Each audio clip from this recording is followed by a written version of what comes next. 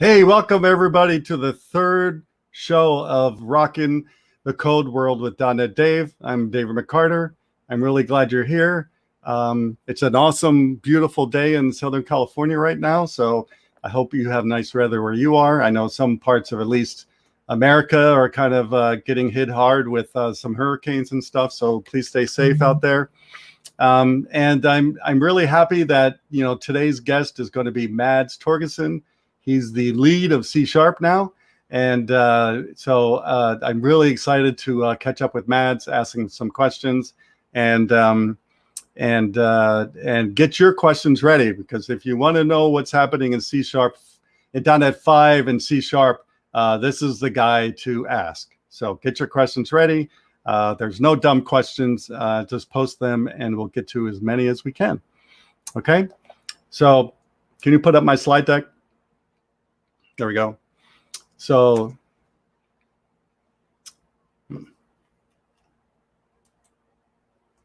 there we go. So those of you who don't know me, I'm David McCarter. I'm a Microsoft and CSharpCorner MVP, award-winning developer, architect, consultant. There's all my email and handles and stuff like that. And I'm a consultant, and I'm actually on the hunt for a new consulting gig. So if you know of any out there, let me know. And that's about me. So welcome to the third show. I'm really glad you guys are here again. And I want to say again that this show is for you. It's not for me. It's not for CSharpCorner. Well, I guess it is kind of for CSharpCorner, but it's really for you, the developer out there, especially you, the junior and intermediate developers wanting to learn all the greatest things about programming that I can teach you in my 30 years of programming nowadays. So I've been programming longer than some people on my team at work. So it makes me feel old, really old. But anyway, please email me your suggestions for the show, what you'd like us to talk about, what guests you might want to have on the show. If you like the show, if you have any comments for improvement, no email will be ignored. So please email me. This is the third show, and I've yet to get a single email. So somebody, please email me. Let me know if you like the show or not. Right? And as you know, it's every Saturday at 10 o'clock Pacific Standard Time, because that's where I live on the West Coast of America. And so, one subject that, kind of hit me yesterday for some reason is, I know we're all locked in right now. A lot of us are locked in. I've barely left my home since March. I haven't seen any of my family. I haven't gone on any dates or anything. So it's been tough. So I know a lot of people are using that time to learn programming, which I definitely recommend. But I also like to kind of bring up, especially to the younger developers, is there's more to life than programming. Programming is just part of your life, and so it's easy to forget, especially now that we're locked up and stuck in our homes, until we get a COVID-19 vaccine. It's easy to kind of get sucked into just programming all the time. And so don't forget to take some time out, for yourself or your family. And for me, I, a lot of things that I like to do, which I'm going to share a few of them, is, and someone asked me this at the CSharpCorner once, at the conference once, most of my things I do outside of programming all wrap around something creative. And so, for me, here's just some of the things I do. I play my guitars, and actually during the pandemic, I've been playing my guitars a lot more. And I'm actually working, if you guys have tuned into the last two shows, you know that I'm working on an intro song for this show. And I'm going to world premiere part of that at the end of the show today. So I hope you'll hang out for that. But so anyway, I'm working, with 4 other musicians to come up with the intro song for this show. And we're getting that, getting that all together right now. So I do that, and I've also been working on writing new songs just myself and recording. I do all my recording here in my home, and so I don't need to, rent time at a recording studio. Something else I do a lot and I really enjoy, and I haven't really been doing, unfortunately, a lot during the pandemic, is photography. I'm an award-winning photographer, and I love doing photography, and I specialize in doing photography of concerts, music concerts, of course, because you all know I love music. So I actually work for a lot of rock bands you've heard of, and when they come into town, they said, "Hey, Dave, come take pictures of our show," and I go, "Okay." And I go, hang out with them sometimes, have dinner with them, hang out backstage with them, and then I do my photos. And so that's what I really enjoy doing. Also during the pandemic, I've been writing a lot more, and yeah, that's programming related, but it's still creative to me, and a lot more. And so, one thing I want to share to the world for the first time, no one has seen this in its final form, but I've been doing art ever since grade school. I was in special art classes. I even won my first book award in like 5th or 6th grade. And so I really love doing things artistic. And, even that intro countdown video today, I did that for the show. So I love doing that stuff. So I want to world premiere my new artwork. No one has seen this in its final form. And so please be kind, because like all artists, we're very shy of showing our artwork. I think that's artists, something with artists is we're our own worst critic, and I'm definitely that for sure. So I hope you like it. I have a little video to show you this art project, because I thought that would be a little cooler, because not only is this art, but it also involves music and basically all the things I love in my life right now. So I'm going to show that to you now.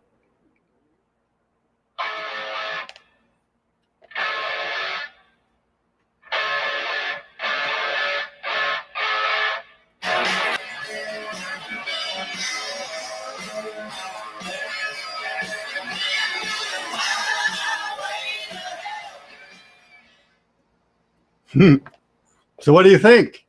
That's my art project, and I've literally been working on it since February or March, and that's the final, my first art project. I'm going to hang in my own home, and everything in that art project is stuff I had laying around my house, and so I'm repurposing stuff laying around and trying to make some art into it. So I don't see any comments, so I don't know if anybody liked it, but so that's some of the stuff I do to kind of keep my creative juices flowing, because I said this at the CSharpCorner conference, is that I do all these other creative things because that feeds into programming, right? Because programming is creative, and to be a really good programmer, you have to be creative or think creatively, and so everything I do basically is wrapped around creativity somehow. So anyway, I hope you liked it.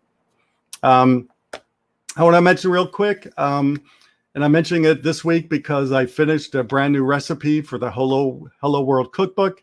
I've unit tested it a couple times, and I think it's done. So I started a project last year after my visit to the Voice of Slum in one of the slums in Delhi, India. And since that time, I've been giving all the profit from one of my books to the Voice of Slum monthly. And but now I'm doing a whole book on cooking from recipes from technical people like yourselves. So I have a bunch. I have some sent in to me, but not near as many as I need to actually produce a book. But once I do the book, 100% of everything will go to the Voice of Slum. So no matter what country you're in, you can go to helloworldcookbook.com. And not only am I looking for recipes, but I'm looking for unit testers. I'm looking for editors. I'm looking for graphic artists. So there's lots of other people that I'm looking for than just submitting a recipe. So please go to the site. because all this will all go to the kids that I met at the Voice of Slum last year. And especially right now during this pandemic, they really need your help. So I hope you help out this endeavor. So as promised, we have giveaways. They haven't changed in the 3 shows so far. So I have a $50 Amazon gift card I'm going to give away today at the end. And I'm going to give away a CSharpCorner swag first, which includes a backpack, t-shirts, and whatever else CSharpCorner wants to give you. And then for US residents only, I have a dotNetDave swag pack to give you. And I hope somebody answers the question because no one has won it yet. So this is the 3rd show. I want to give away this to somebody in the States. And so please do that. And then at the very end, everybody will win a free copy of CodeRush from DevExpress. CodeRush is the only refactoring tool I've ever used in Visual Studio. And so you can get your own free dotNetDave copy at the very end of the show. So I hope you stay tuned. So let's give away the CSharpCorner swag pack. Okay, you got your fingers on the keyboard. You're ready to type the answer. I tried to make them easier this week, but let's see if I made the questions easier. Ready? What are the 3 main pillars of object-oriented programming? Okay, and the reason I bring this up is because I was actually helping someone on my team yesterday do object-oriented programming in Java, and I've never written Java, and you know, and even though I knew this, yesterday I saw for real that you know, object-oriented programming has nothing to do with the language. It's a methodology that I swear by, and I learned it really early in my career. I still use it. I will always use it in my programming career because I know it makes better applications and better code. So, so what are the 3 main pillars of object-oriented programming? It looks like someone won already. So I'm going to go on to the next slide. So also, if you didn't know, the show at the end of this month is on Halloween. And I don't know where you are, if you celebrate Halloween or not, but we do in America, from the little kids going around and getting candy. Not this year, but usually.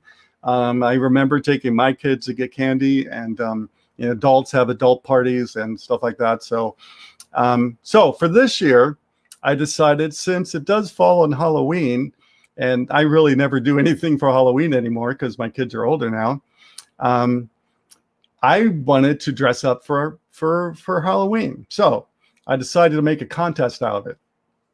So if you take this picture that I've tweeted every week in the last few weeks of me, written by the Reverend Geek, done by the Reverend Geek. If you take that picture and make kiss-like makeup and draw it on the picture and then post it to Real.NET and Rockin The Code World, I will pick a winner, and you will get a CSharpCorner swag pack. So no one has submitted one yet. So if someone submits, you might be the only one. So you'll win. So somebody out there with a little bit of artistic juices flowing through them, please design my makeup, and I promise to wear it on the on the Halloween show. Okay. Okay, so now before I bring on my very special guest today, I'm going to give away the dotNetDave swag pack, which includes stickers, lapel pins, and I'll throw in a book. How about that? So this is actually the same question from last week because no one got it. And if someone doesn't get it live, if you tweet me the answer later, if you watch the recording, I'll also send you it. You don't have to do this one live. Okay, ready? What year did I start as a Microsoft MVP? Where's the logo? Anyway, supposed to be a logo there. Okay, I've been a Microsoft MVP for a while now, and it's one of my things I really love doing. And so what year did I become a Microsoft MVP? It's not hard to Google and find out. Okay. Oh, there. And if it's after the show, tweet your answer to Rockin Code World and Real dotNetDave, and whoever does it first. It's not 1945, Rod. So whoever answers it first will get the dotNetDave swag pack. Okay. So my very special guest today is Mads Torgersen. He's the principal program manager of Microsoft. But before I bring Mads on, before we bring him into the show, the two talking heads, I want to kind of share a little bit on how I met Mads and some fun we had in India. So I met Mads 2 years ago at the CSharpCorner conference, and I was really, really lucky to actually spend 2 whole days with Mads touring India. We had such a blast, and we really became friends during these 2 days. And you can see her all the sites that we visited in India, and I had so much fun. And there's us at the India gate, and there's us getting kind of mobbed at the India gate. We had to we couldn't get people to stop wanting to take pictures with us, and so I really appreciated doing this with Mads and getting to know him, and especially since he's such a big VIP of Microsoft. So, it's always good to have a good network and to help you out in your career and stuff like that, and to get guests on the show, right? So there's us at the hotel after we got done touring Delhi for the second day. And there's some clips of me that same day or the next day playing guitar, getting lifted up by the CSharpCorner people, which is one of my favorite moments ever. And there's us having dinner at the very end of the conference. And so that's where I got to know Mads, and I'm really glad I did, because not only is Mads a really nice guy and really fun to hang out with, but he's one of the important people. Whoops. At Microsoft. So with that, let's bring Mads on. Hey Mads, how's it going? How are you doing? I'm doing okay. Well, it sounds like you have better weather in San Diego than I have up here in Seattle, which is typical Seattle fall weather now, with a little bit of drizzle and a lot of gray. It's supposed to be 10:30 in the morning, but it feels like the sun's barely up because the layer of cloud is so thick. But I'm not going to let myself be bugged out by that. I'm here with you. Well, you should be used to it by now, right? Yeah, that's true. October, you started your raining season, right? That's true. That's the old Seattle joke. What do you call the first sunny day after a period of rain? April? Yeah, that's a good one. Monday is what we usually say. Because now until April, it rains like almost every day, right? That's true. Yeah. See, in Southern California, Simon and I were talking about this before you joined. He's going, how's the winter going there? And I go, we don't have winter here. In San Diego, we don't have winter. We have summer and kind of summer. That's it. We don't really have a fall. We don't really have a winter. Anyway, well, I'm really glad you're here. I'm glad you took some time out to speak with not only me, because I haven't really talked to you very much since I was up in Seattle, and also for people to ask you questions on what's coming out in .NET 5. So thanks for being on the show. Well, thanks for having me. It's great to have an excuse to get back together virtually. I mean, we've seen each other a couple of times since the CSharpCorner conference in 2018, but it's there's a little bit of distance, and we didn't have an MVP summit this year and so on. Yeah. So it's kind of fun that we're together here on CSharpCorner again, since that was sort of where we got to know each other in the beginning. So closing the circle. Yeah. Full circle, right? Yep. So I kind of want to, leave as much time as we can, for questions and stuff like that. I don't see any yet. So I'm kind of get the ball rolling to hopefully some people will start asking you some questions, not be shy. But So I thought of one last night, and for you. And so .NET 5 is coming out, and .NET 5 is a big change to the .NET ecosystem because, all of .NET is merging into one framework now called .NET 5. There's no more .NET Core. There's no more .NET Framework. There's no more Xamarin. It's all one system, right? So, and I know you've probably been working on this for a couple of years now. So, so the first question I have for you is, out of everything coming out of .NET 5, and since you're also a developer, right? I hope. Ish. You're a developer-ish. So everything coming out in .NET 5, no matter how obscure your answer is, what is your favorite feature of .NET 5? The number one thing, if you could pick one thing. Well, you can tell we didn't that's a tough one. So to be clear, I don't even know everything that's coming into .NET 5, but I think, it's going to be a bit of a weasel answer. But I think that the unification that you allude to, that we've sort of been astray for many years with many different .NETs, because each of them didn't really fulfill all the scenarios where people wanted to use C# or and use them and be part of the .NET ecosystem. And being able to bring that all back together, which, .NET 5 starts that, and .NET 6 is sort of what the last things are meant to come together in this wave of .NET 5, .NET 6. Mm-hmm. And that unification in and of itself, I think, is really the biggest feature in my mind, and the one that I'm most happy about. It means so much in terms of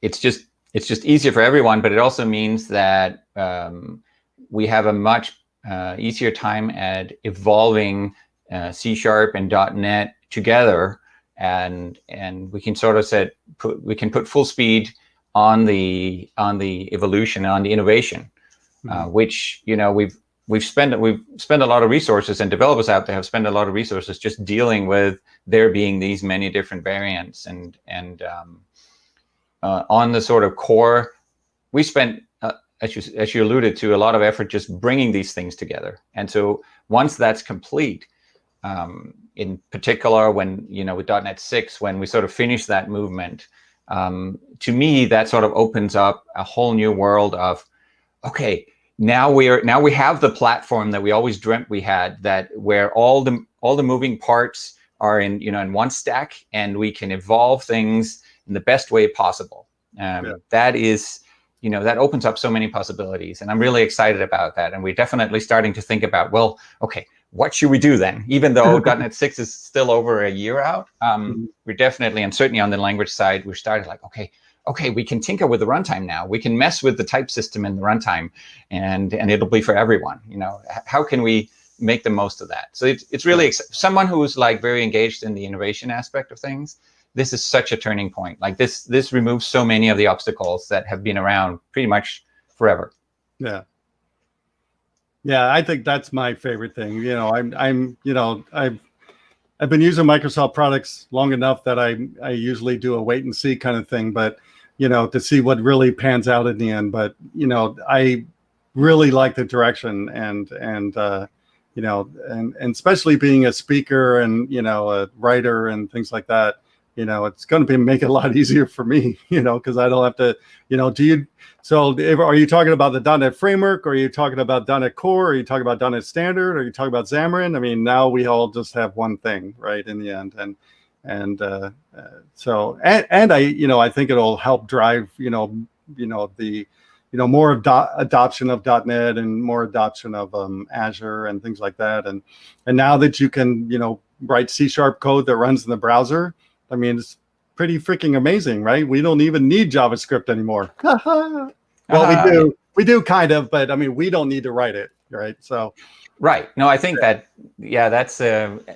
think the whole .NET Core wave was really successful in broadening out, because it's cross-platform, and broadening out C# and .NET to many more platforms. And we've definitely seen a strong uptake in just the number of developers on .NET. Yeah. It's just the absolute, the count of all .NET developers has really been growing at a very healthy clip over the last several years. But what's sort of been missing, so we've had a lot of breadth, and we've grown to have a lot of breadth, and what's sort of been missing is, stitching all that together and having it be one product instead of several different products, and bringing in Xamarin as well, as a fully merged part of .NET will also, have be part of that effect. So we have one .NET that is for all these things. That's going to be great. Yeah, for some reason that kind of reminded me of back in the late 90s, early 2000s, when I was working with Visual Basic 5 and Visual Basic 6, and I would even say this sometime in conferences that at the time, there were more Visual Basic developers in the world than all the other developers put together, and that kind of shows you, at least with Visual Basic, people can, hate Visual Basic as much as they can, but what it did was it allowed a lot of developers, including myself, to get into programming pretty easily, right? Yes.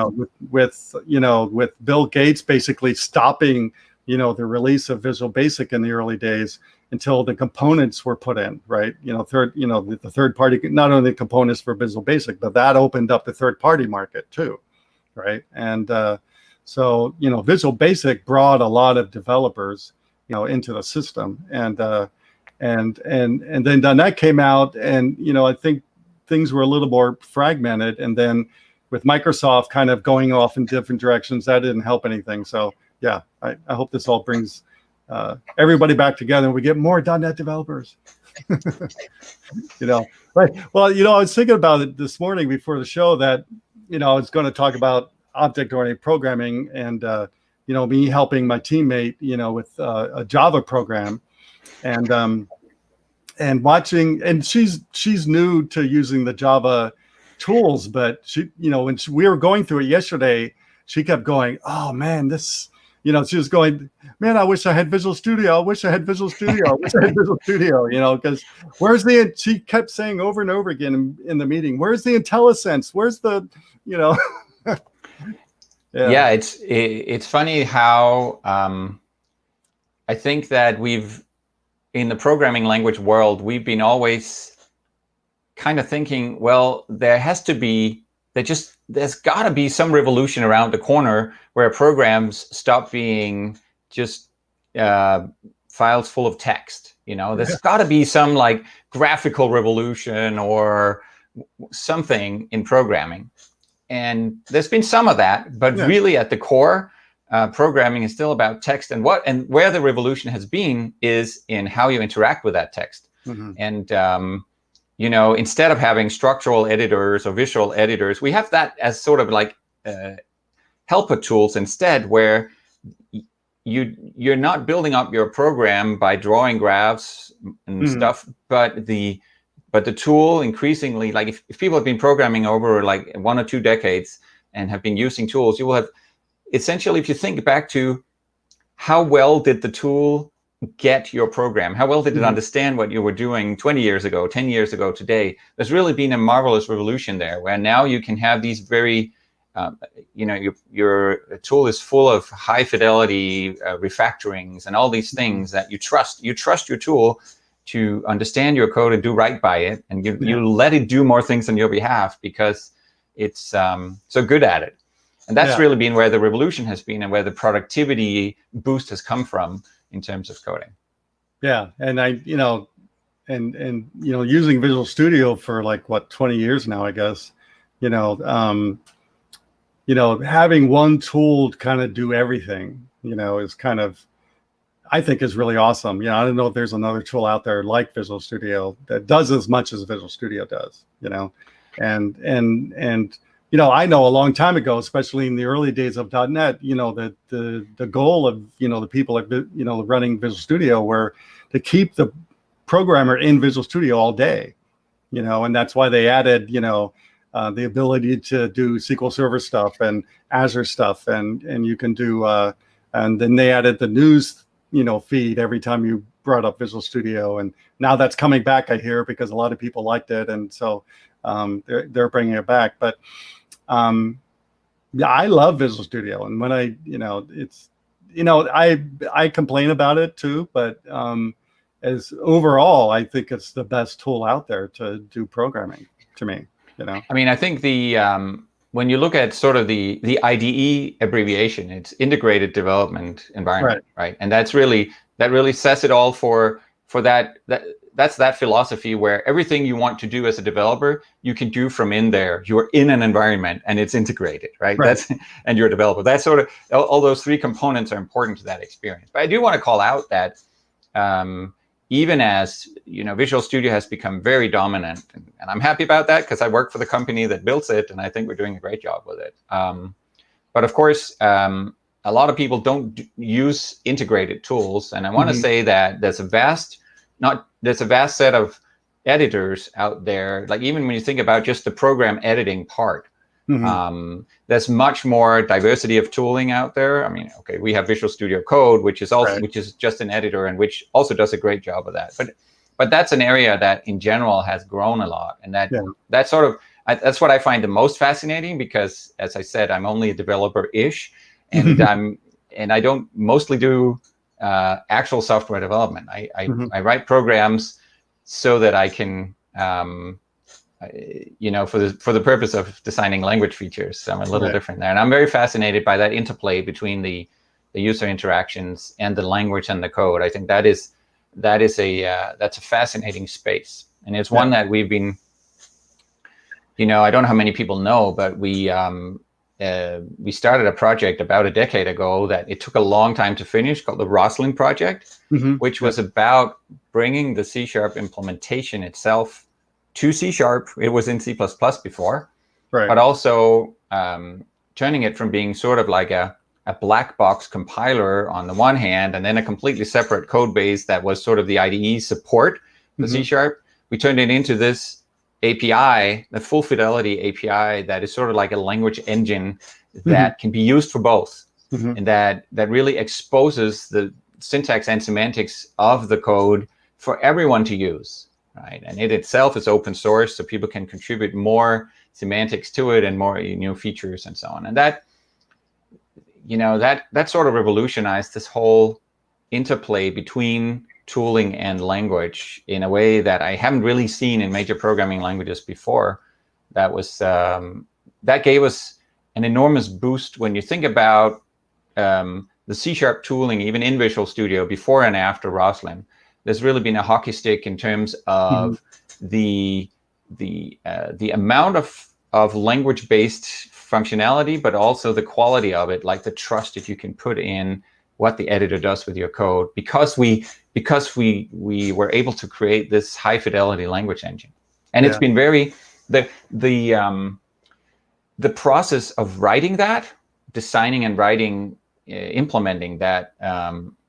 API, that language engine, was really has been informing a lot, not everything, but a lot of what happened in the C# language sense. That was such a journey for us. That was really the compiler team's first biggest C#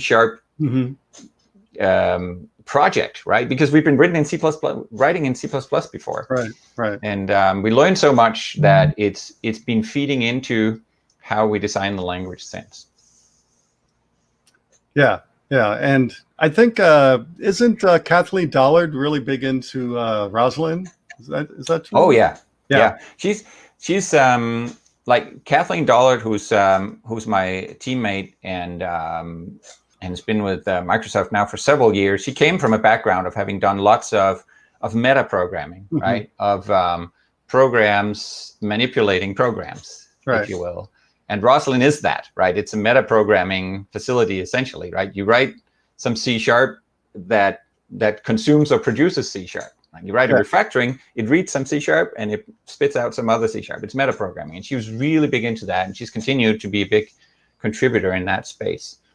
And she's also she's on my language design team as well. Like she's even as she's also in charge of Visual Basic, she's on the C# language design team and a big contributor there. Cool. So she's one of the people who's bridging the gap between the the tooling and the language itself in a very big way. Yeah, and she's going to be my guest on December 5th. So those of you who want to come back and talk more about Rosalind, you can ask Kathleen on December 5th. And she's supposed to be on next week, but she had to move some things around. So she'll be on December 5th. And so I'm really looking forward to catching up with her too, because I haven't talked to her in a while, because the MVP summit wasn't this year. And quite frankly, just on a personal note, I'm really glad, that I saw a Microsoft MVP get hired, in that team, right? Because then I felt better, especially working with her for so long because my specialty and my MVP award used to be Visual Basic. That was what I originally got it for. And so Kathleen and I have known each other since the 90s, actually. And so, knowing her for so long and then, sitting in, day in, day out meetings, at Microsoft with her, and then you guys hired her. I was going, yay. I was really happy, That was really, that was a scoop for us that we were able to get Kathleen. Yeah. She's absolutely great. Yeah, I think so too. So I can't wait to catch up with her at the beginning of December. Let's hope she's not watching this, though. She'll be blushing. It'll make her head big, right? So let's move on to my second question, because I don't think anybody's asked questions yet. Come on, guys. Where's your questions for Matt? Ask some questions. Ask some questions. My second question for you, which is something that I'm wondering too, because I have been in the VB.NET world since almost my entire programming life, and we've gotten us older programmers that have been around since the beginning of .NET, at least we've gotten used to the way some things work, and I quite frankly I'm quite frankly happy with the way that things work. And but one of the big changes you guys are doing in .NET 5 is you're bringing implementation to interfaces. So back when I first started teaching interfaces, I would teach my students and other people at conferences. Interface is just a contract, right? That's basically the way I described it to them. It's just a contract. It's a way to create types that, can interact with other types that have the same contract, and, blah, blah, blah. So now you're giving the ability to do implementation kind of like abstract classes, and so, why the switch, and, kind of explain the switch a little bit, and then explain what led you to that decision in the C# team. Sure. And actually, this is not .NET 5 timeframe. It's already out. It's I thought it was .NET 5. It's in C# 8, which came out last November. So it's too late to change my mind. I'm behind. So the idea is, and this is one of those, sometimes C# we try to be the ones who do the deep innovation, and sometimes we just pilfer features from other languages. And this is definitely in the pilfering category, where an increasing number of languages around us provide some way for interfaces to give you a default implementation of an interface member. Like Java did this several years ago, for instance, which is otherwise a language that we try to pride ourselves on being, ahead of in many ways. It's actually, there's really sound reasoning behind allowing that, even though it breaks with many people's the purest view of what an interface should be. It should be pure contract, and I get that, and I actually applaud that. I think it's a great ideal. But one of the things that we're realizing is that we've known this for a long time, but we're increasingly trying to account for in code is the fact that code evolves over time, and when you have public contracts in the shape of pure interfaces, you're really sort of, in the old world, you were really barred from evolving those interfaces in any meaningful way, right? Because you have implementers of those interfaces out there who will be broken if you add another member, for instance. You say, okay, actually it would be really convenient if all of these had this method as well. So you're doing all the consumers of the interfaces, which is probably like 90-some%. You're doing them all a favor by making the interface more rich in this way, but you can't, because you're breaking the implementers, and you should really not break people when you have public API, right? So that's been a sort of a hard line and a conundrum for a while. And I think this idea of providing a default implementation gives you the right knob where you're saying, okay, I can add new members as long as I provide a default implementation for them. I just say, hey, if you're not implementing this member, then this is what it should do. And then there can be some default functionality in terms of the other members of the interface. And it's really mostly meant for the situation where the existing implementers are then not broken. They just transparently inherit that default implementation in terms of the members that they do implement, and everything keeps working and nobody gets broken. And that's sort of the key scenario. Now, we've been sitting on this idea for a while and not doing it after Java added it, because we were like, yeah, sounds good, but it requires changes in the runtime. Well, two things happened. We made the full move to the .NET Core stack and said, from now on, C# only needs to run on .NET Core. The new C# features only need to run on .NET Core. And so in .NET Core, it's easier for us to change the runtime than it was back in the .NET framework, where the runtime was a Windows component, right? We couldn't just say, oh, there's a new runtime and expect that everybody has it. Whereas with .NET Core, it's a completely different deployment model. If people don't have the latest runtime, we can just install it. Right. And so that gave us the ability to do it. And at the same time, in the Xamarin space, Xamarin targets iOS and it targets Android. And both in Java and in Swift, they have features like this, and they were starting to expose their APIs making use of this feature. And so we were like, we're having a hard time bridging the C# code to the APIs that are in those other language spaces because we don't have this feature. And so we had sort of we got both the ability and the motivation to do it around the C# 8 timeframe, and that's why it happened there. So my general advice is don't overuse that feature, but it can save you in a tight spot, right? It can really give you the, oh, I wish we had added this member to the interface. It gives you the out for that.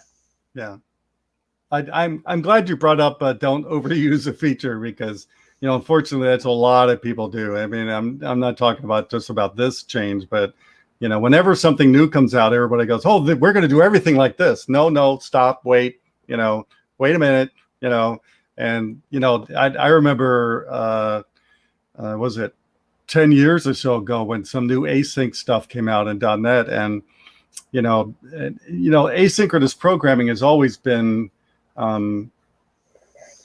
difficult to implement.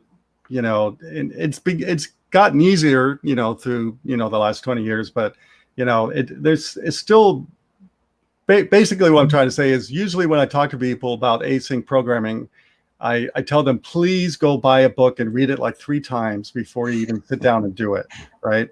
Because I've seen over and over again, at places that I've worked where something new comes out like async, and they go, oh, let's do all this, and then it completely slows down the program, right? Or I remember I was working at a company 10 years ago, and the release was late, because they implemented all this async programming stuff and they didn't know what was causing the problem, and it took them months to figure it out, and so make sure you do things for the right reasons, and and for me it's always with the future in mind. Yes. Yeah. And I think the example you bring up with async is a great example, right? Where it's one of those features that it was, you got to ask yourself whether you even want to add it or not. Isn't it a good thing that async programming is so hard that almost no one does it? but there was kind of an inflection point where smartphones were starting to not really, they weren't really a thing yet, but they were starting to become one, and tablets and so on, and also the cloud. And so the amount of async programming that needed to happen was just skyrocketing. And one of the things we always try to do in C# is, keep an eye on when there are these inflection points in the developer world where that shift the center of gravity, or there are these new fronts that open up. Then it's important to think about, is the language good enough for that? And we looked at async programming. We said, okay, it's really complex, but when you look closer, there are two distinct kinds of complexity with async programming right now. One of them is what you can call inherent complexity, which is these are things that just come from it being async in the first place. Okay, if you have something that's async, then you're going to have interleaving of different program activities happen over time, and you're going to have a hard time keeping track of your state and so on. And that's just a consequence of async programming in a mutable world. Okay. Right.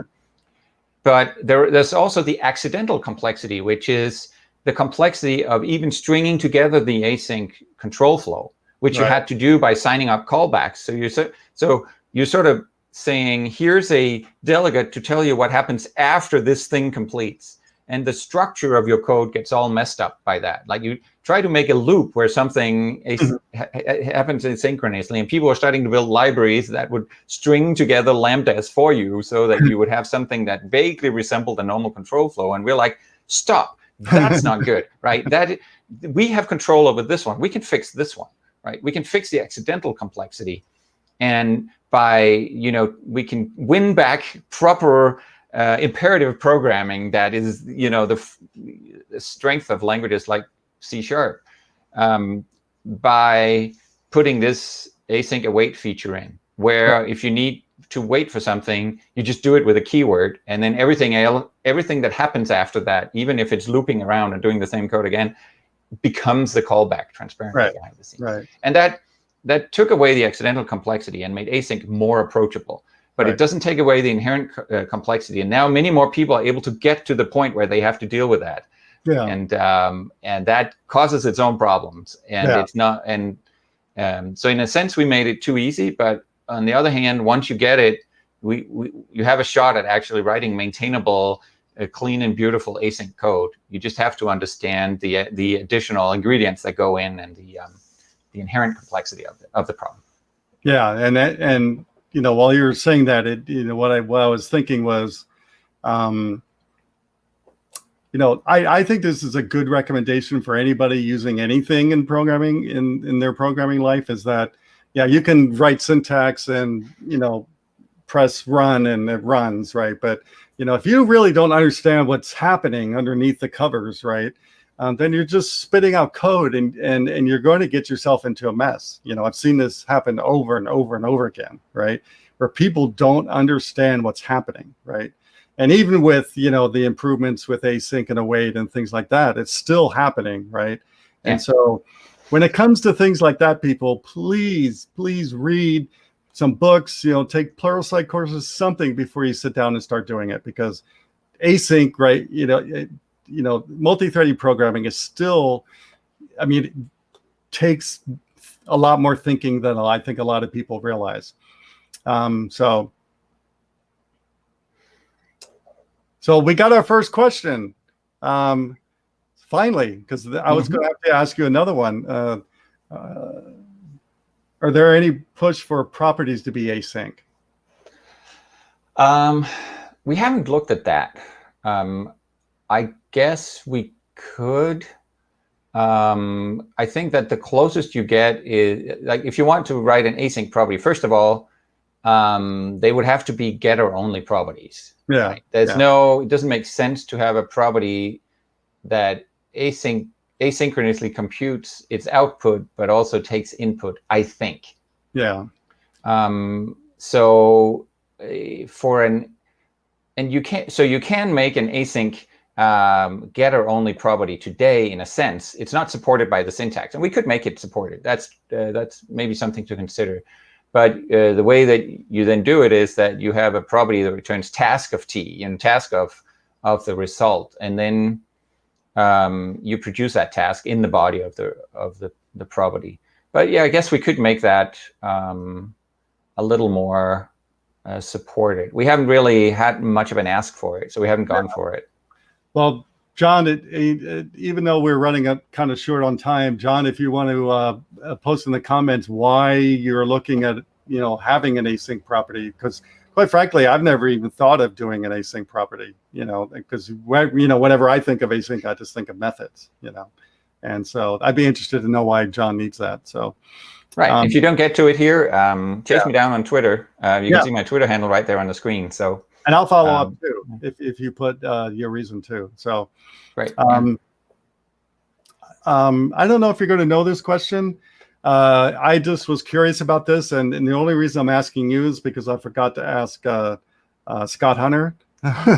So, there's a new compile switch in .NET Core that allows you to create single DLL packages, right? It takes all the references and sticks them all into one DLL, right? And I haven't played around with that yet, but since I'm for example, every quarter I release a new officially release a new version of my open source and my NuGet packages. So that's coming up here in 3 weeks or so. So does that work with like NuGet packages too, or is it just for like EXEs? I'm not the right person to answer that. I haven't followed where we landed with that in the .NET 5 timeframe. So I'll probably just say something. Because I haven't really researched it. I just was wondering, because I haven't heard anybody say that, right? Okay. Right. No, it's a great question. Yeah. WPF VM challenges. Changes. Yeah. Okay, I can kind of see that for WPF. Oh yeah, that makes sense. Yeah, that's a good scenario. Yeah. So since I don't do a lot of WPF, that's probably why I never thought of it. Right. I do more back-end programming these days. I had to move away from front end, even though I still do it. So your last question, because we're running out, we're short on time, and I got a couple more slides to go over. So my last question for you is, besides being the head of the C# language nowadays, and what do you do for fun? It's a good question. I have 4 kids, and up until very recently, at least a large subset of them were staying with us, and so I felt like family time took up all the life side of my work-life balance. So we're still trying to figure it out. We moved to the city. We're now in Seattle as opposed to in one of the suburbs after the last kids left home, and we were really looking forward to explore and go out to shows and things. We moved in at the end of January of this year, so we had about a month of looking around and everything locked down. But other than that, there's hiking. I still play a little bit of music, though haven't kept up. I used to play the piano in a band and everything, but that's many years ago. Oh, really? I didn't know that. But I feel like I haven't really found myself a hobby, like a thing I do consistently. I'm still getting used to, especially with the pandemic. Some subset of the kids kept coming back and staying with us for a while and so on. So still figuring that out. I think this like third phase of life after kids life is still being figured out. Yeah. I'm a little ahead of you, so I've already gotten that done a while ago. So because my kids are older now, as you know, and I have 3 grandkids now, and so I'm out of all that. And unfortunately, I haven't seen any of them for a while now because of COVID and even I was really happy earlier this week. My daughter's graduating from school next month, or beginning of December. Mm-hmm. And she's completing her school to be an occupational therapist, and she invited me to Texas. That's where all my kids live and my grandkids. And I'm not sure if I'm going to go because I'm not ready to take a plane yet. And for me to go there, it'd be like 3 days there and 3 days back. So we'll see what happens, but I'm not sure if that's going to happen. But I know the empty nest feeling. Yeah. And you kind of go, because all of a sudden you have an empty house and you go, okay, what am I going to do with myself now? You know? Yeah. Yeah. No, I know the feeling. Well, let's see what time it is at 3 minutes. Yeah. So thanks, Mads. I hope you'll stick around to the very end to hear the world premiere of our intro song. Absolutely. And I'm really glad you came, and I'm really I can't wait to see you in person as soon as we can, and to keep our friendship going. I really appreciate you being in my life. Yeah, likewise. This has been great. Yeah. Well, thank you very much for being being brave enough to be my third guest. And and if you send me your address, you will get a one of a kind Rockin The Code World dotNetDave T-shirt that the only one in existence will be yours. As soon as I'm off screen, I'll go send you the address. That sounds very cool. Okay, I didn't want you to forget, because Scott's getting one, so I don't want you guys to be fighting over the Rockin dotNetDave code. No, I'll get my own. I'll make sure of that. All right, thanks, Dave. All right, let's put my slides back up. I'm really happy that I got to catch up with Mads. We only had one question, so next week you'll see my guest is really popular. So make sure you have questions for her. I'll announce her in a second. So now let's give away the $50 Amazon gift card. And I made this one pretty easy because it's not really about programming. This morning I decided, well, let's make this easy and let's make giving away an Amazon gift card tied to Amazon. So if you answer this question quickly, you'll get a $50, Amazon gift card. Ready? What year was Amazon founded? That should be very easy for you to figure out because I figured it out this morning. Okay. What year was Amazon founded? You need to have the exact year, not the actual date, but the exact year. Okay. All right. So, and like I promised, everybody wins a free copy of the dotNetDave version of CodeRush from DevExpress.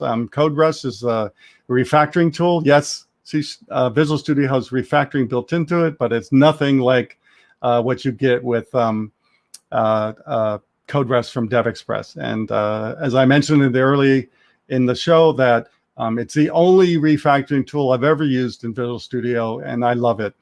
And I'm actually going to have the guy who is in charge of that company on the show in a couple weeks. So, so there you go. Everybody gets a copy. Go to that link and download it now. All right. So a couple more things. So thanks again for watching the third show. We're still working out some kinks, especially with the announcements on the CSharpCorner website. And so please be patient with all that. My very, very special guest is, again, somebody I've known for a long time, Julie Lerman. Julie Lerman, if you guys know her, you should know her. I call her the queen of NED framework. She knows everything about NED framework. And she's also a Microsoft MVP. And so I hope you'll come next week and ask her your NED framework core questions for her. And so I can't wait to catch up with her and learn what I don't know what's in NED framework right now. Also, please be safe out there when it comes to COVID-19 pandemic. Our numbers are rising in America. I know India is right behind us now. So please listen to your medical professionals. Stay safe. Wear your mask until we get a vaccine, because I want to see you not only back on the show, but I want to see you back at the CSharpCorner conference once we can do those again. Okay. And as I mentioned a couple times in the show, that I'm working with my fellow geek musicians for a dotNetDave Rockin The Code World intro music, which I'm gonna put the video. So this week, the drummer, who actually is in multiple bands here in Southern California, and is a software engineer, he used to work for Quicken. Intuit, and he's also a really great guy. But I got his drum track yesterday, so I'm going to play for you a very short clip of the beginning of the song, which just features him on the drums and me with the demo track on guitar. So it's very short, but I kind of want to hear what you guys think. All right, ready?